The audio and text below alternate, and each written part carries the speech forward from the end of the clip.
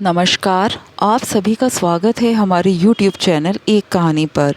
दोस्तों, आज की कहानी है स्वाति जैन द्वारा रचित ननद रानी सुधर जाओ वरना कहीं की नहीं रहोगी। संजना जब दुल्हन बनकर शादी में पहुंची तो सब उसे देखते रह गए। पति रोहन भी अपनी नज़रें संजना से हटा नहीं पा रहा था। संजना जैसे ही पति रोहन के पास आकर बैठी, उसकी ननद आकांक्षा संजना के पास आकर बोली, इतना समय कैसे लग गया आपको भाभी? रोहन भैया करीब आधे घंटे पहले ही दूल्हे की कुर्सी पर आकर बैठ गए। आप कहाँ रह गई थी अब तक?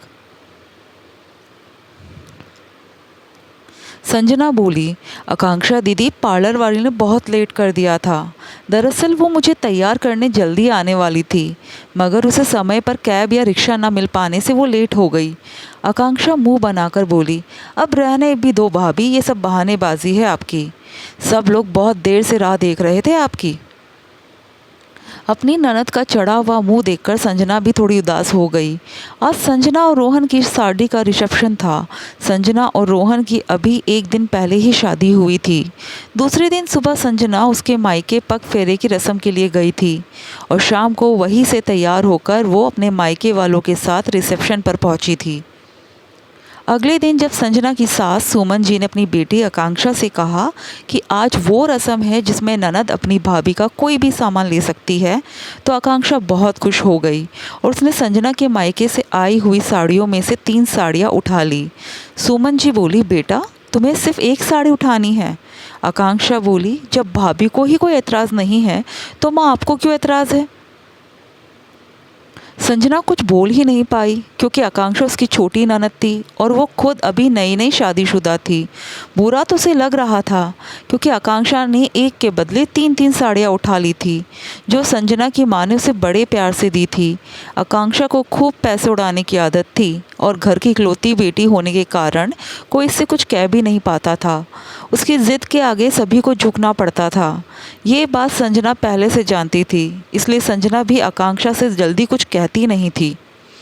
आज भी आकांक्षा रोहन से बोली, भैया भाभी ने तो मुझे अपनी शादी का गिफ्ट दे दिया, लेकिन आपने तो कुछ नहीं दिया अब तक।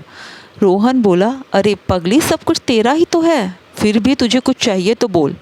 आकांक्षा बोली, 5,000 रुपये से 1 रुपया कम नहीं लूँगी भैया। रोहन ने भी 5,000 रुपये तुरंत आकांक्षा के हाथ में रख दिए। रोहन भी अपनी छोटी बहन से बहुत प्यार करता था। सुमन जी सभी मिलकर के घर के काम काज निपटा देते थे। अब आकांक्षा का कॉलेज भी शुरू हो चुका था, इसलिए वो कॉलेज में व्यस्त हो गई थी। एक रोज़ जब वो कॉलेज से लौटी तो उसने अपनी माँ को भाभी के साथ रसोई में काम करते देखा। वो बोली, माँ कब तक आप भाभी की मदद करती रहोगी? अब आपकी भी तो उम्र हो चली है। अब इस घर का सारा काम भाभी के कंधों पर डालने का समय आ गया है और आपको अब आराम करना चाहिए। सुमन जी बोली, बेटा काम करने से तो हाथ पैर सलामत रहते हैं और शरीर भी काम करने से एक्टिव बना रहता है, इसलिए मुझे काम करने से मत रोका कर।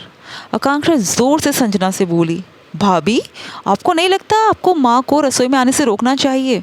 आखिर माँ पहले से बहुत काम कर रही है, अब घर के सारे काम आपको अकेले ही करने चाहिए। संजना को आकांक्षा ने इतनी ज़ोर से कहा कि संजना बेचारी इतना ही बोल पाई कि मैं तो घर के ज़्यादातर काम संभाल लेती हूँ आकांक्षा दीदी, और मम्मी को तो मैंने आराम करने को कहती हूँ, मगर वो आदतन मम्मी जी मेरी मदद करने आ जाती है। आकांक्षा अपनी माँ को अपनी कसम देते हुए बोली, आपको मेरी कसम है मम्मी, अब से आपने भाभी की कोई मदद की तो। आकांक्षा वैसे भी कॉलेज से आकर पूरे दिन अपने कमरे में पसरी रहती और अब सुमन जी भी घर का कुछ काम नहीं करती। आकांक्षा अपनी माँ को भी अब कुछ भी काम करने नहीं देती। आकांक्षा दिन भर बस अपनी भाभी से सारे काम करवाती। दोनों माँ बेटी ने घर का एक भी काम ना करने की कसम खा रखी थी। बेचारी संजना दिन भर के काम से थक कर रात को ऐसे घोड़े बेचकर सोती कि सुबह उठने में ही लेट हो जाती।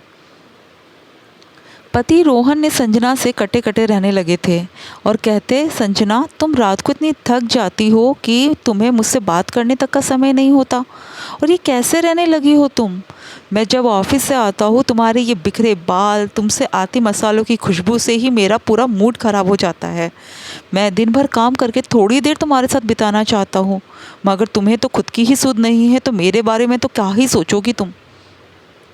पति की नाराज़गी से बचने के लिए अब संजना दिन भर थकने के बावजूद भी रात को रोहन के घर आने से पहले तैयार होती, ताकि रोहन को उससे कोई शिकायत ना हो। रोहन संजना को सजा सवरा देखकर खुश हो जाता और उसे बाहों में भर लेता। बेचारी संजना सभी के अनुसार ससुराल में ढलती जा रही थी। सबके हिसाब से ढलती संजना ने एक दिन माँ बनने की खुशी सबसे साझा की। सभी ये खबर सुनकर खुश तो हुए, मगर संजना की दिनचर्या वैसी ही रही जैसे पहले थी। रोहन, आकांक्षा और सास द्वारा कोई मदद नहीं मिलती। इसी तरह महीने गुजर रहे थे। 7वें महीने में संजना की माँ का फ़ोन आया कि उसकी डिलीवरी वो मायके में ही करवाएगी। संजना मायके चली आई, जहाँ उसकी माँ सुशीला जी ने उसका खूब ध्यान रखा। मायके आकर संजना को वो आराम मिला जो अब तक ससुराल में नसीब तक नहीं हुआ था। यह ससुराल में आकांक्षा और सुमन जितने कामचोर बन गए थे कि संजना के मायके जाते ही दोनों को नानी याद आने लगी थी। दोनों ने मिलकर जैसे तैसे इतने महीने काम संभाला। संजना ने एक प्यारी सी बेटी को जन्म दिया और डिलीवरी के 2 महीने बाद सुमन जी के कहने पर संजना वापस ससुराल पहुंची। संजना के वापस आते ही दोनों माँ बेटी ने रसोई और घर के कामों से फिर हाथ लगाना बंद कर दिया। अब तो बेचारी संजना का समय कैसे पूरे दिन काम में और बच्चे को संभालने में उड़ने लगा, उसे खुद ही नहीं पता चलता। एक दिन संजना अपने कमरे में अपनी बेटी को स्तनपान करा रही थी। आकांक्षा कॉलेज से आकर डाइनिंग टेबल पर बैठ गई। उसके पिता किशोर जी भी वही टेबल पर बैठे हुए थे। संजना बोली, पापा आपने खाना खाया? किशोर जी बोले, नहीं बेटा, तुम्हारी भाभी मुन्नी को दूध पिला रही है। वो कहकर गई है कि अभी आकर खाना परोसती हूँ। चल अच्छा हुआ तू आ गई, अब तू ही मुझे खाना परोस दे। आकांक्षा गुस्से में बोली, पापा भाभी को इतनी अक्ल नहीं है कि आपको खाना देकर फिर मुन्नी को दूध पिलाने जाए। आप यहाँ भूखे बैठे हैं और वो महारानी अंदर आराम फरमा रही है। किशोर जी बोले, बेटा क्यों तिल का ताड़ बना रही हो? तुम आ गई हो तो तुम भी खाना खा लो और मुझे भी परोस दो। तुम्हारी मम्मी तो कीर्तन में गई है, वरना वो परोस देती। तुम तक तो बात ही नहीं आती। आकांक्षा बोली कि मैं कॉलेज से आई हूँ पापा, मैं थक गई हूँ और घर के कामों का जिम्मा भाभी का है, मेरा नहीं। इतने में संजना मुन्नी को गोद में लेकर बाहर आई तो आकांक्षा भड़क कर बोली, भाभी पापा भूखे बैठे हैं और आप अंदर मुन्नी का पेट भर रही हो। संजना को ये बात सुनकर गुस्सा आ गया। वो बोली, मुन्नी अभी बहुत छोटी है, वो बिल्कुल भूख बर्दाश्त नहीं कर सकती। वो भूख के कारण ज़ोर से रो रही थी, इसलिए पहले उसको दूध पिलाना ज़रूरी था और बाहर आकर पापा जी को खाना परोस तो रही थी। आप इतना गुस्सा क्यों कर रही हो? आकांक्षा बोली, भाभी वैसे भी मैं देख रही हूँ जब से मुन्नी इस घर में आई है, आपका पूरा ध्यान मुन्नी में लगा रहता है। आपको तो सिर्फ अपने पति और अपने बच्चे से ही मतलब रह गया है। हम लोग तो बस नाम के लिए इस घर में रहते हैं। संजना जितना सहती जा रही थी, आकांक्षा उतना ही बोलते जा रही थी। आज संजना से चुप ना रहा गया। वो बोली, दीदी मैं अकेली पूरे घर का काम संभालती हूँ, मेरी बच्ची की देखभाल भी मैं करती हूँ। माँ जी मेरी हर काम में मदद करती थी तो वो भी आपने बंद करवा दी। इतना सब करते हुए भी आपको मैं ही क्यों गलत लगती हूँ? आप भी तो सिर्फ कॉलेज जाकर ही आई हो, कहीं से कोई पहाड़ तो तोड़कर नहीं आई हो जो इतना थक गई। एक अपने लिए खाना भी आपसे लिया नहीं जाता तो सोचो कैसे दिन भर में इतना काम करती हो। आकांक्षा मुंह बनाकर अपने कमरे में चली गई और उसने अपनी भाभी से बातचीत करना बंद कर दिया। सुमन जी जब कीर्तन से आई तो उन्हें किशोर जी ने सारी बातें बता दी। सुमन जी अपनी बहू संजना के पास आकर बोली, बहू मुझे माफ़ कर दे, मैंने आकांक्षा की बातों में आकर तुझे अकेली जान पर पूरा घर का काम छोड़ दिया, मगर आज से मैं तुझे सारे कामों में मदद करूँगी। थोड़े ही दिनों बाद आकांक्षा के लिए एक अच्छा रिश्ता आया और उसकी शादी तय हो गई।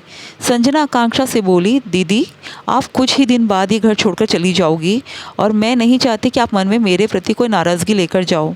पुरानी सारी बातों को भूल जाइए और नई शुरुआत कीजिए। आकांक्षा भी दिखावे के लिए भाभी संजना के गले लग गई, मगर अब भी भाभी के प्रति उसके मन का मेल नहीं गया। संजना आकांक्षा की शादी में उसकी खरीदारी में खूब मदद करती और आकांक्षा की शादी धूमधाम से संपन्न भी हो गई। शादी के 4 महीने बाद आकांक्षा पूरे 1 महीने के लिए मायके रुकने आई। सुमन जी बोली, बेटा तेरी सास और दामाद जी सब कैसे है? आकांक्षा बोली, मम्मी सब बहुत अच्छे हैं, मेरी सास से तो मेरी खूब पटती है और आपके दामाद तो मुझसे बिना पूछे कोई काम ही नहीं करते। मैं खूब अच्छे से मेरा घर संभाल रही हूँ, जिस वजह से मेरी सास और पति मुझसे बहुत खुश है। ये सब सुन संजना को भी खुशी हुई कि चलो अच्छा हुआ, आकांक्षा दीदी ससुराल में रच बस गई, वरना वो तो उसके गुस्से से भली भांति वाकिफ़ थी। कभी कभी संजना यही सोचती कि आकांक्षा दीदी के पैसे उड़ाने और गुस्से की आदत से कहीं उनके ससुराल में उनकी अनबन ना हो जाए। एक दिन उसने रोहन को संजना पर चिल्लाते हुए सुना, मेरे ऑफिस की फ़ाइल मैंने तुम्हें संभालने को दी थी संजना, कहाँ है वो फ़ाइल? संजना बोले, अब चिल्ला क्यों रहे हो, यही कबोर्ड में तो रखी हुई थी। रोहन फिर चिल्लाकर बोला, यदि मैंने तुम्हें फ़ाइल संभालने को दी थी तो तुम्हारा फ़र्ज़ नहीं बनता कि आज तुम मुझे वापस वो फ़ाइल निकाल कर दे दो। ऑफिस की फ़ाइल ऑफिस में अच्छी लगती है, कबोर्ड में नहीं। इतने में वहाँ आकांक्षा आकर बोली, क्या भाभी आप भी, मैं तो हमेशा मेरे पति के ऑफिस जाने से पहले सारी चीज़ें रेडी रखती हूँ ताकि वो कभी ऑफिस के लिए लेट ना हो। और एक आपको देखो, भैया ऑफिस जाने में आज भी लेट हो गए।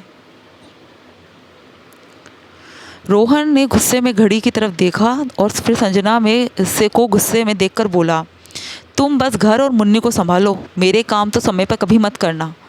थोड़े दिनों बाद संजना अपनी सास और ननद के लिए चाय बनाकर ले जा रही थी, तब उसे कमरे में बाहर आकांक्षा की आवाज़ आई, देखो ना मम्मी, भाभी मुझसे प्यार नहीं करती, इसलिए तो कम बात करती है, लगता है वो पुरानी बातों को भुला नहीं पाई। उस दिन के बाद सुमन जी भी संजना से कटी कटी रहने लगी। उन्हें लगा कि संजना उनकी बेटी के आने से खुश नहीं है। यह संजना सकते में आ गई कि क्यों आकांक्षा हम सभी में दरार डाल रही है, और आकांक्षा को मायके आए हुए 1 महीने से ऊपर हो गया, वो अब तक अपने ससुराल वापस क्यों नहीं जा रही, और यहाँ रहकर कभी अपने भाई भाभी में तो कभी सास बहू में दरार डाले जा रही है। संजना सच्चाई जानने के लिए एक दिन मुन्नी को लेकर आकांक्षा के ससुराल पहुँच गई। वहाँ जाकर वो आकांक्षा की सास नमिता जी से बोली, नमस्ते आंटी, यहाँ से गुजर रही थी, सोचा आपसे मिलती चलूँ, कैसी है आप? नमिता जी बोली, बहू के बिना कैसे रहूँगी बेटा, तुम सुनाओ, तुम सब कैसे हो? और मेरी बहू, वो कैसी है? वो तो यहाँ से ऐसे रूठ कर गई मानो कभी आएगी ही नहीं। संजना बोली, ऐसा क्या हो गया आंटी? नमिता जी बोली, बेटा रोज़ देर से उठती थी तुम्हारी ननद, जिस वजह से मेरे बेटे को रोज़ ऑफिस में देरी हो जाती थी। एक दिन मेरे बेटे ने उसे टोक दिया और कहा कि थोड़ा जल्दी उठा करो आकांक्षा, मगर वो नहीं जानता था कि आकांक्षा इतना गुस्सा हो जाएगी।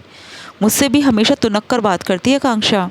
उसकी फ़िज़ूल खर्ची की आदत से परेशान होकर एक दिन मेरे बेटे ने सिर्फ उसे फ़िज़ूल खर्ची करने से मना करते हुए कहा कि अब से मैं तुम्हें फ़िज़ूल खर्ची करने के पैसे नहीं दूंगा। तब से बहू ने घर में हंगामा मचा दिया और कहने लगी कि मैं ही मेरे बेटे के कान भरती हूँ और मत दो तुम लोग पैसे, मेरे मायके में मेरा भाई मुझे खूब पैसे देता है। ऐसा बोलकर वो मायके चली गई। सारी सच्चाई जानकर संजना के पैरों तले ज़मीन खिसक गई। उसने घर आकर सारी सच्चाई सुमन जी को बताई।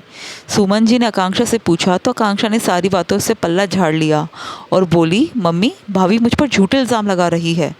संजना बोली, मम्मी जी, आपको विश्वास नहीं तो आप खुद आकांक्षा के सास से बात कर लीजिए।